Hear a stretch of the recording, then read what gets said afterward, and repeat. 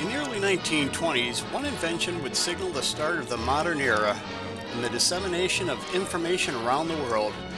For the first time, the events of history could be reported as they happened to almost anywhere on Earth. That historic invention was radio. Welcome, fellow YouTubers. The Roaring Twenties radio channel brings you another video on early radio. Hello, everyone. I'm Dan Dames, your host here on the Roaring Twenties radio YouTube channel. In this video, I'm going to tell you a story that goes back to the beginning of the 1900s. It was a time that most of us tend to look back on as a time when people were more honest, polite, and civilized than they are today. A time when people didn't have to lock their doors and trusted their neighbors. Sadly, not all people were like that. Even back then, there were some very unsavory characters. Pulling off crooked business deals was particularly easy in an era of little to no regulations, especially when it came to buying and selling company stock. And scandals were more common than you probably think. Let's get started. One of these unsavory business characters I mentioned earlier was Abraham White. White was born in Corsicana, Texas in 1863.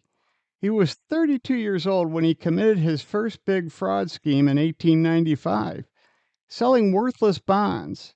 He ended up pocketing $1.5 million, a huge amount of money back then. In 1901, White found out about three men who had invented a way to communicate wirelessly with ships offshore.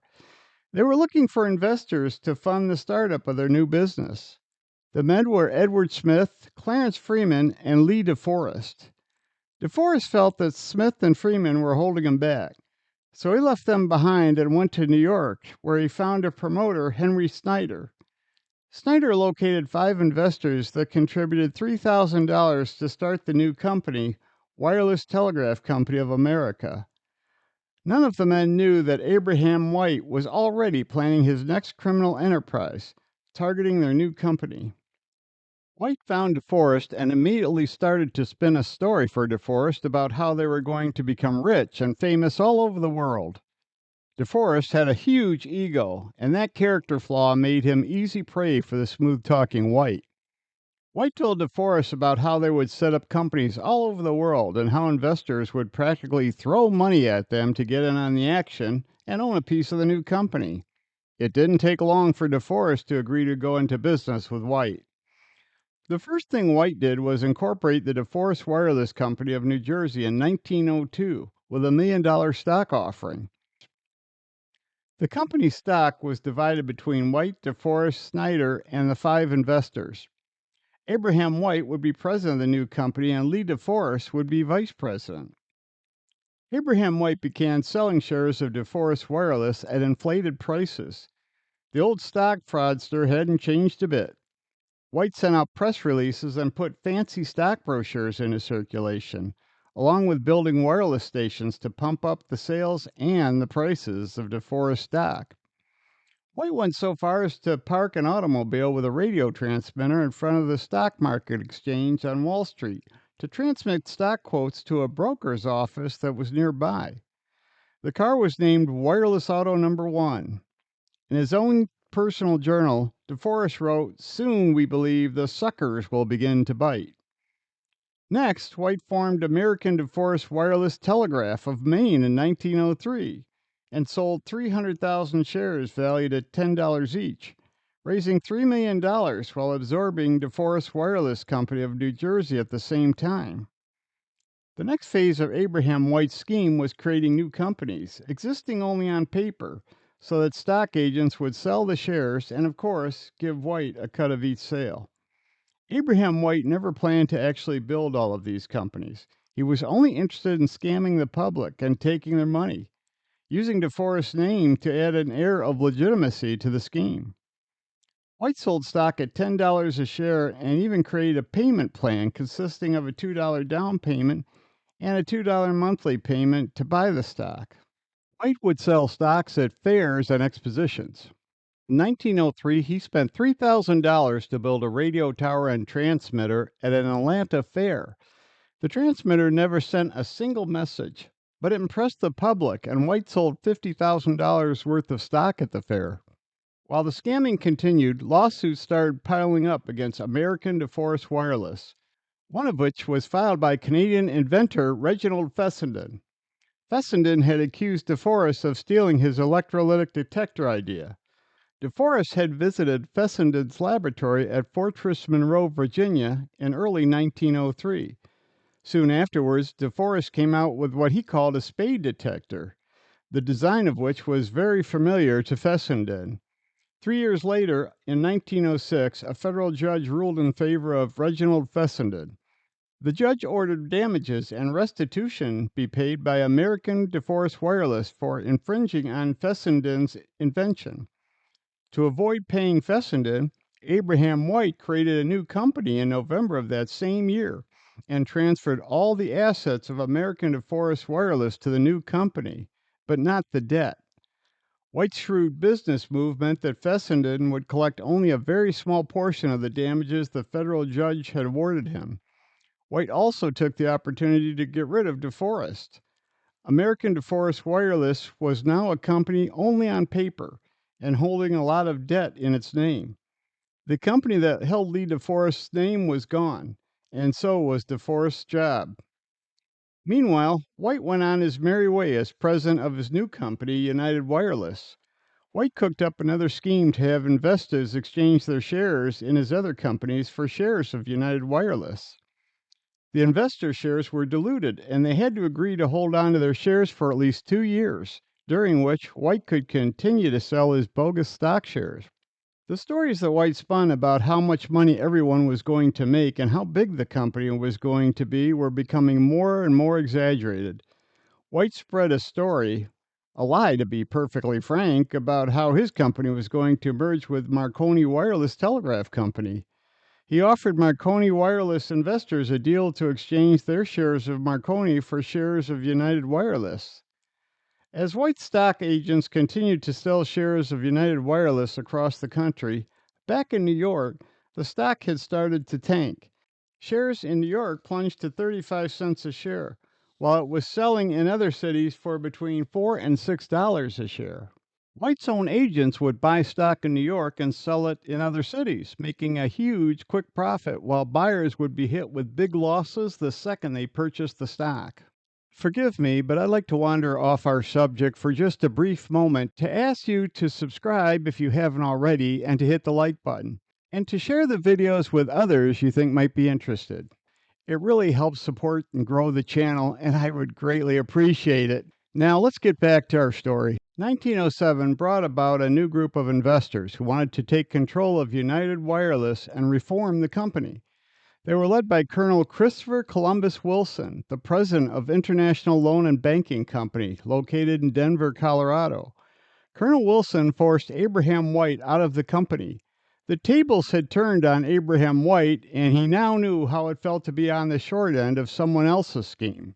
United Wireless seemed to be a magnet for dishonest leaders, as Colonel Wilson turned out to be as corrupt as Abraham White was. Using the name reformers they had given themselves, Wilson and his cohorts were now in control of United Wireless. They continued White's work of scamming the public into buying new shares of the company's stock, while not registering the stock transfers, which would block the selling of the stocks on the open market. This allowed Wilson to increase the selling price of the new stock, gradually raising the price from $10 to $50 a share. With the money coming in from fraudulent stock sales, United Wireless was able to sell its services for below cost or free to drive competitors out of business, allowing United Wireless to buy them out. United Wireless greatly expanded its business from the East Coast and Gulf of Mexico to the Great Lakes and the Pacific Coast, becoming the largest wireless operator in the United States.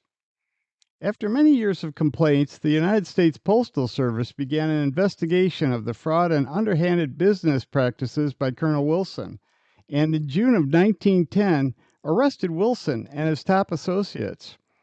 In August of that same year, charges were brought against Wilson and 7 other United Wireless executives. The following year, Wilson and 4 other officials of the company were convicted of mail fraud and sentenced from 1 to 3 years in prison. Abraham White would also be charged and sent to prison. The 3-year sentences both Wilson and White received would end up being death sentences, as both would end up dying in prison. In 1911, United Wireless filed for bankruptcy. Marconi Wireless had filed a patent infringement lawsuit against the company and won it in March of 1912. United's assets were exchanged for shares of British Marconi Wireless at a value of $2 a share for each share of United Wireless stock. British Marconi then transferred all of United Wireless assets to American Marconi. Fraud was not limited to United Wireless. Apparently, Lee DeForest hadn't learned from his past experience with Abraham White. After DeForest and White parted ways, DeForest started a new company, DeForest Radio Telephone Company, with James Dunlop Smith, a former salesman with American DeForest Wireless. It wasn't long after they started that Smith and DeForest started selling stock in the company the way Abram White did with DeForest. The results were the same, with DeForest and his company being charged with fraud in 1912. As they say in TV commercials, but wait, there's more. Another stock fraud scheme came to an end in 1912 when 4 officers of Continental Wireless Telephone and Telegraph were also arraigned on stock fraud charges. A man named Cameron Spear led the scheme, along with Charles L. Vaughan, Joseph H. Reel, and this name may be familiar to some of you, A. F. Collins. Collins wrote the Radio Amateur's Handbook in 1922. That book continued to be updated and published until the mid-1980s. Collins was convicted in early 1913 and sentenced to 3 years in prison, but served only 1 year before being released in 1914. The scandals in radio didn't end with Continental Wireless.